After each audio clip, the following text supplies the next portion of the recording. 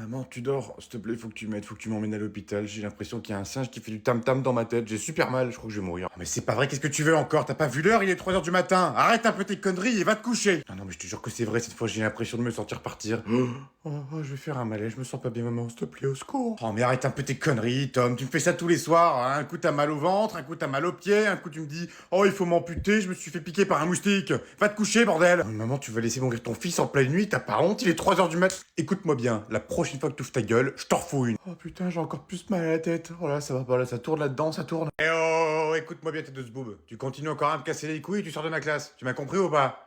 Moi, là, j'ai pas de temps à perdre avec toi. Moi, si t'as pas envie de travailler, tu sors. C'est pas mon problème, hein. C'est pas moi qui aura pas mon diplôme à la fin d'année, ok? Allez, on reprend le cours. T'as encore un truc à dire? Mais vas-y, fais-en profiter à toute la classe, on t'écoute. Y a pas de problème. C'était quoi que tu disais? T'as oublié ta règle. Qui s'en fout? Voilà, on s'en fout tous. Donc maintenant, t'arrêtes de nous péter les couilles avec ta règle et tu fermes ta gueule, ok? Quoi? J'ai pas le droit d'être vulgaire? C'est quoi votre problème? Vous savez que moi, de mon époque, on se prenait des coups de règle. Tiens, tu parlais de règle. On se prenait des coups de règle sur les doigts. Et même sur le cul, je peux vous le garantir. Mes fesses, elles s'en souviennent encore. Donc maintenant, le premier qui bronche encore, je l'envoie chez le proviseur. Vous avez compris? Je m'en fous, moi, hein, je suis un malade, ok?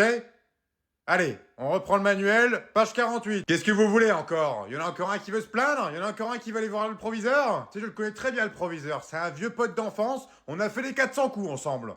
Donc celui qui me casse encore une fois, je le dirai pas encore, je le sors. Oui, Brigitte, le petit Laurent, là, vous me virez. Non, non, on le garde pas, là. Il fait pas l'affaire, il tient pas le rythme, c'est pas possible, on le vire.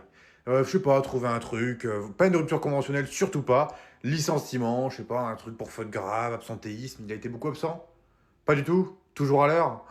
Oh putain, il est chiant lui. Bah, je sais pas, moi, trouver un truc, faites-lui faire une connerie. Pas de rupture conventionnelle, c'est ça la règle. Pas de rupture conventionnelle. Vous le virez, un point, c'est tout. Et c'est pareil, la petite Léonie, là, c'est pareil, vous me la virez, je vais plus la blairer, attends, avec ses sandwichs vegan, là, ah, elle me gonfle, là, ah, ouais, pas de porc, pas de bœuf, c'est bon, elle nous fait chier, hein. Ouais, ouais, vous la virez. Son père, c'est Thierry? Thierry? Directeur? Vous la virez pas. Non, non, vous la virez pas. Allô? Oui, coucou, ça va? Bah écoute, c'était pour te dire que je suis arrivé en bas de chez toi. Donc bah n'hésite pas à descendre quand tu pourras. Parce que du coup, moi, ça fait 1 heure que je suis arrivé. Je t'ai déjà envoyé 4 ou 5 messages et t'es toujours pas descendu. J'imagine que t'as pas vu mes appels, hein. C'est que la 20e fois que je t'appelle. Bon, à la base, on avait rendez-vous à 19 heures. Bon, là, il est minuit 35, donc je pense que t'as un petit peu de retard, j'imagine. Mais en tout cas, sache que bah, je suis toujours en bas et je t'attends. Voilà. Bah, tiens-moi au courant, hein, parce que le restaurant, à la base, c'était 20h30 et du coup, là, j'ai quand même commandé un Uber Eats pour se faire livrer directement à la voiture. Donc voilà. Allez, à tout à l'heure ou à demain, du coup, vu l'heure. Bon, je crois que je me suis pris un râteau. Ouais, puis c'est pareil, hein, Sandrine de la compta, quelle conne, hein. Je peux pas la blairer, oh là là, avec sa tête là. Tous les matins arriver là comme ça là. Oh là là, je suis fatigué, hein. Bah oui, mais t'as qu'à pas faire de gosse aussi. À chaque fois, elle se plaint. Ah, je te jure, à chaque fois, elle est là. Ah, mes enfants, ils sont chiants. Tous les soirs, ils m'en font baver. Je rentre, je fais à manger, je fais le ménage. Mais ferme ta gueule. Attends, attends, elle arrive, elle arrive, elle arrive. Bonjour Sandrine, ça va? T'as passé un bon week-end? Non? Ça m'étonne pas, hein. Tu vois, elle continue en plus, elle continue, c'est une vraie casse-couille, hein. Ouais? Et puis ton mari, ça va? Non? Ça va pas, ça va plus trop? Ah, ouais, je comprends. Je comprends. Fallait être toute seule, fallait pas faire d'enfant.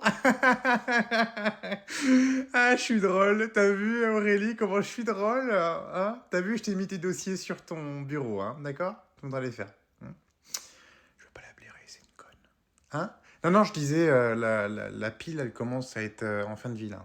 Mais de toute façon, c'est toujours pareil avec toi, on s'engueule toujours pour la même chose. Ah bah oui, c'est tellement plus facile, on s'engueule toujours pour la même chose, pauvre petit bébé. Mais c'est quoi la même chose? C'est tes putains d'outils de merde que tu laisses traîner dans la baraque. J'en peux plus de les voir tes outils de merde. J'ai retrouvé un tournevis dans ma purée. Tu te rends compte, un tournevis? Quoi? Non mais attends, tu te fous de ma gueule? Mes outils sont mal rangés? Non mais ils sont très bien rangés, mes outils. Ils sont rangés là où ils sont, dans le garage, à la bonne place. Pas comme tes petites culottes qui traînent dans toute la chambre. Oh!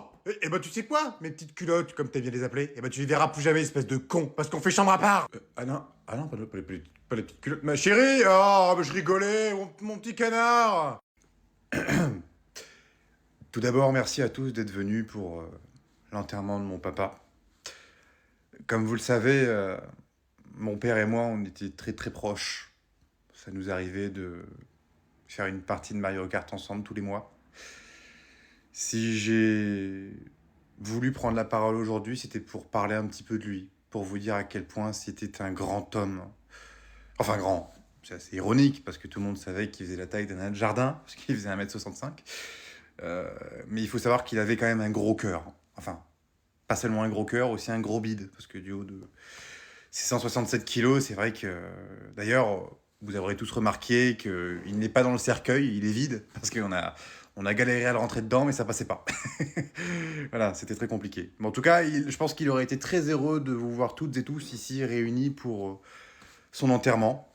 Mis à part toi, Clotilde, avec ta sale gueule, il n'a jamais pu te blairer. Voilà, donc maintenant t'es au courant. Et je pense qu'il aurait été très content que je te l'avoue aujourd'hui.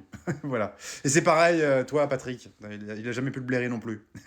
Tu lui dois 50 balles depuis 3 mois et tu lui as jamais rendu. Et puis, même après son décès, tu ne lui rendras jamais.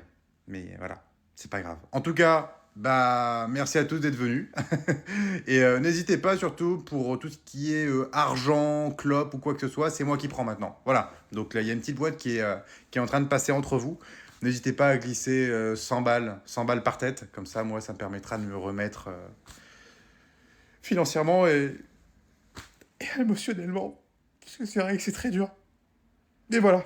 Bon allez, moi j'y vais, il y a l'apéro qui m'attend, hein. Salut. Bonjour Léonie, vas-y, je t'en prie, installe-toi. Voilà. On va regarder un petit peu les statistiques qu'on a en ce moment sur le compte TikTok Carrefour Laval. Hein. Comme tu le sais, on a fait ça pour essayer de ramener un petit peu plus de clients. Et il faut dire qu'on avait fait pas mal de vues et ces derniers temps, c'est vrai qu'on coule un petit peu dans les abysses. Donc voilà. Moi, j'ai voulu te convoquer parce que regarde, par exemple, la dernière vidéo, nous sommes à 3 600 000 vues. Tu trouves ça bien? Non, c'est nul, c'est nul. Non, non, tu t'as fait beaucoup mieux. Fut une époque où tu faisais des 7, des 8, des 10 millions. Et là, tu fais 3 millions? Mais c'est nul à chier. Regarde, l'avant-dernière, 5 600 000. Ben non, c'est pas bon. Le quota n'est pas bon, Léonie. Non, non, c'est pas bon. Si tu me fais pas 85 millions en 2 jours, je te vire. Voilà, je te vire. Enfin non, je te vire pas, parce qu'après je buzzerai plus. Je te retire 50 balles sur ton salaire. Ouais, c'est déjà pas mal. C'est qui lui? C'est ton nouveau copain? Hmm. Et tu me demandes quand pour qu'il vienne à la maison? Parce que oui, on n'a pas parlé, il me semble. Ouais. Comment il s'appelle? Jean-Louis. Ah, Jean-Louis. Ok, Jean-Louis. Tu travailles dans quoi? T'es sculpteur, hein. Ah, d'accord. Et qu'est-ce que tu sculptes? Du bois. Non mais sans déconner, je sais que tu sculptes du bois, mais tu sculptes quoi comme truc? Ah, d'accord. Tu fais des petits pots en osier. D'accord. Ah, c'est vraiment un métier de merde, ça, hein. Ah, tu dois en chier un petit peu, hein. Et moi, qu'est-ce que je suis dans la vie? Je suis routier. Ouais, je conduis des gros camions, des gros 44 tonnes, des semi-remorques. Sans moi, tu mangerais pas, gamin. Ah ouais, qu'est-ce que tu crois? Ensuite, tes parents, ils travaillent dans quoi? Ta mère, elle est mère au foyer, ouais. Et ton père? Il est dans le BTP. Ah, bah, c'est un bon, ton père. S'il est dans le BTP, c'est très bien. Ouais. Des fois, ça m'arrive de livrer des chantiers, donc je connais très bien le BTP. Ok, ok.